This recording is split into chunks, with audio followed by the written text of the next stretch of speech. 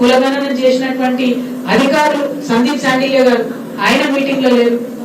మరి బీసీ సంఘం నాయకులందరూ పిలిచి మీరు లెక్కలు చెప్పలేదు, మీ ప్రభుత్వం ఏం చేస్తుందో చెప్పలేదు, ముందడుగు ఎట్లేస్తాం, బిల్లు పెడతామా పెట్టతామా చెప్పలేరు. మరి ఎందుకోసం పిలిచినట్టు? నేనైతే అనుకుంటున్నా కేవలం ఈ బీసీ ఉద్యమం చేస్తున్నటువంటి ఇంత సీనియర్ నాయకుల్ని నిన్న పిలిచి కనీసం ముఖ్యమంత్రి గారు మాట్లాడకపోవడం అంటే వారిని అవమానించడం తప్ప ఇంకొకటి కాదు. ఇది చాలా దారుణం. ముఖ్యమంత్రి గారు తప్పకుండా తక్షణమే రివ్యూ పెట్టాలి, మొత్తం కులాల వారీగా సంఖ్య ఎంత ఉందో బయట పెట్టాలి, బిల్లు ఎప్పటి లోపల తీసుకొస్తారో చెప్పాలి, ఆ బిల్లుకు సంబంధించి ఈ వివిధ కుల సంఘ నాయకులతోని చర్చలు జరపాలి, అట్లానే లీగల్ ఎక్స్పర్ట్స్ తోని కూడా చర్చలు జరపాలని ఈ సందర్భంగా నేను డిమాండ్ చేస్తా ఉన్నాను. మరి మీరు చూస్తే కేసీఆర్ గారు ట్రాన్స్పరెంట్ గా ఉన్నట్టుగా లెక్కలు చెప్పినారు, రేవంత్ రెడ్డి గారు తప్పుడు లెక్కలు చెప్తున్నారు.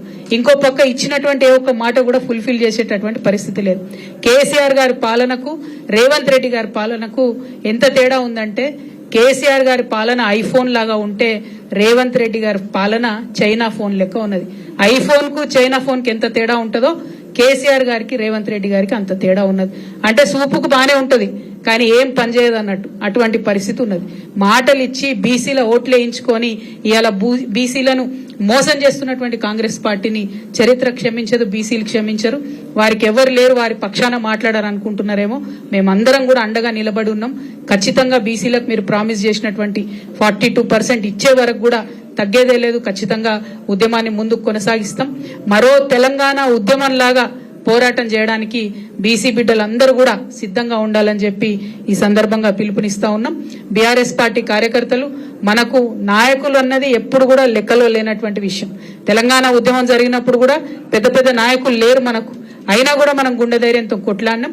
ఇవాళ ఇక్కడ జగిత్యాలలో మనం అధికారంలో ఉన్న 10 సంవత్సరాలు అనేక కార్యక్రమాలు చేసినాం.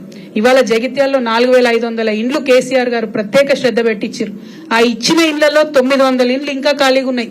ఇవాళ నేను డిమాండ్ చేస్తా ఉన్న కాంగ్రెస్ ప్రభుత్వాన్ని, 900 ఇండ్లు జగిత్యాల్లో ఖాళీగా ఉన్నాయి, మీరు అర్హులైనటువంటి వాళ్ళకి ఇమీడియట్ గా ఐడెంటిఫై చేసి ఇవ్వండి. ఎందుకు ఇవ్వలేకపోతా ఉన్నారు? ఎందుకు ప్రాజెక్టులు ఫినిష్ చేయలేకపోతా ఉన్నారు? ఎందుకు వరద కాలువ నింపలేకపోతున్నారు? ఎందుకు రేషన్ కార్డులు ఇవ్వలేకపోతా ఉన్నారు? దీనికి ఏమైనా కేసీఆర్ గారు అడ్డం పడ్డారా? బీఆర్ఎస్ పార్టీ అడ్డం పడ్డదా? తక్షణమే మీ చిత్తశుద్ధిని నిరూపించుకోండి. మీరు ప్రజలకు ఇచ్చినటువంటి హామీలన్నీ కూడా వెంటనే నెరవేర్చండి అని ఈ సందర్భంగా డిమాండ్ చేస్తా ఉన్నాం. జగిత్యాల గడ్డ అంటే విప్లవాల కిల్ల. మరి ఇదే జగిత్యాల నుండి ఖచ్చితంగా బీసీల యొక్క కథనబేరి ప్రారంభం అవుతుందని చెప్పి, ప్రారంభం కావాలని కూడా చెప్పి నేను కోరుకుంటూ మీ అందరి దగ్గర సెలవు తీసుకుంటా ఉన్నాను. Thank you. జై